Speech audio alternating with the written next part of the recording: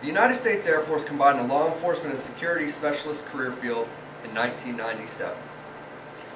In addition to law enforcement and security duties, security forces are trained and tasked with defending the airbase upon attack. The training to become a security forces member takes place at Lackland Air Force Base in San Antonio, Texas.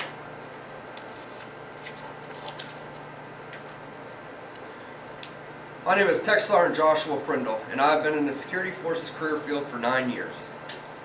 I am credible to give a speech on security forces because I have been to just about all the schools and have dealt with the majority of situations that security force members get involved with.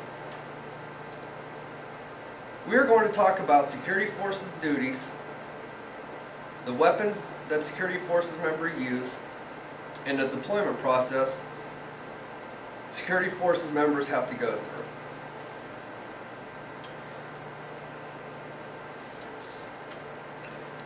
Now that you are aware of who I am and the history of security forces, you are ready to move on to the details of the job. There are two different jobs of security forces: law enforcement and security. The law enforcement side is just like that of a civilian police officer. We issue speeding tickets, respond to traffic accidents, and just about anything you could imagine with people breaking the law.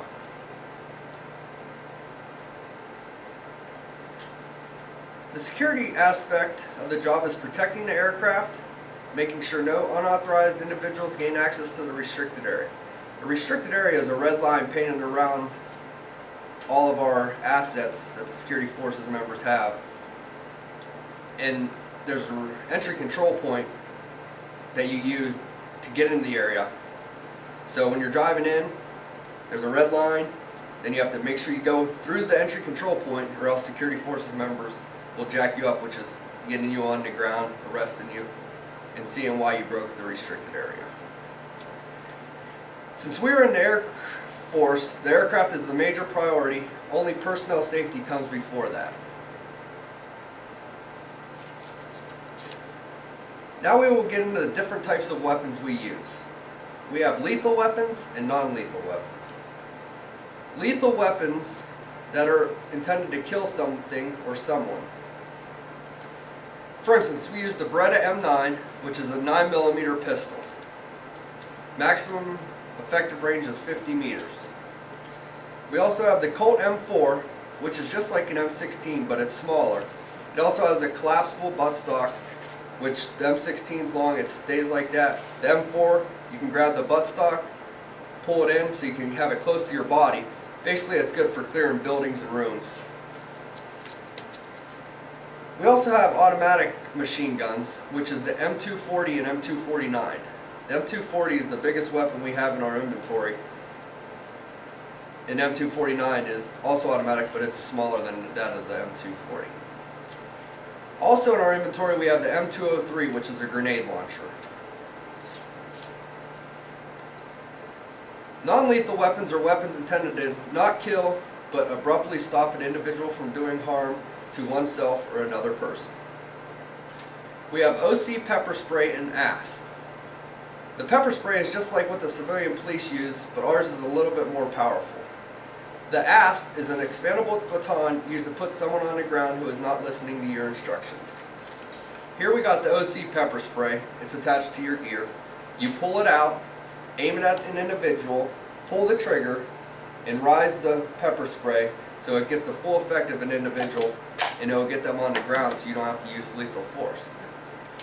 Right here we have the ASP, the expandable baton. You have this in your gear, it's very small, and then you pull it out and it comes out like this. You use this, you hit people in the thigh. If they have something in their hands, you want to hit them in the arms. You do not want to hit an individual in the groin or the head, because this could kill a person, and this is a non-lethal weapon.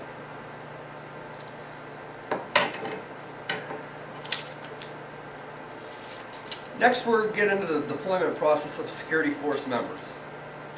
Usually security force deploy for 6 months at a time. We have 2 steps in this process: the deployment stage and the pre-deployment stage. In the pre-deployment stage, you get all of your medical needs taken care of, all of your gear that you're going to need for the 6-month deployment, and attend all the training you need done prior to going out on your deployment. The place where you train moves from location to location all the time. Sometimes it's held in Texas and sometimes it's in Las Vegas. Either way, it is really hot and you have a 2-week training course called GCS. GCS is Ground Combat School. There at GCS you qualify for all your weapons and you get some refresher training on the places that you will deploy to.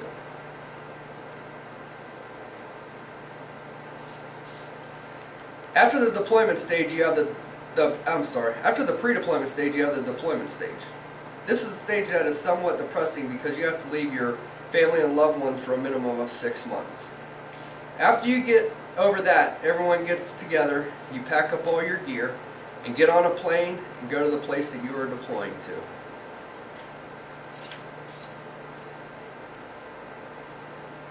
So now that you are aware of the day-to-day duties, the weapons that we use, and the deployment process that it takes to be a Security Forces member in the United States Air Force, I hope to see you at your nearest recruiting office to sign up for the best squadron in the United States Air Force, Security Forces.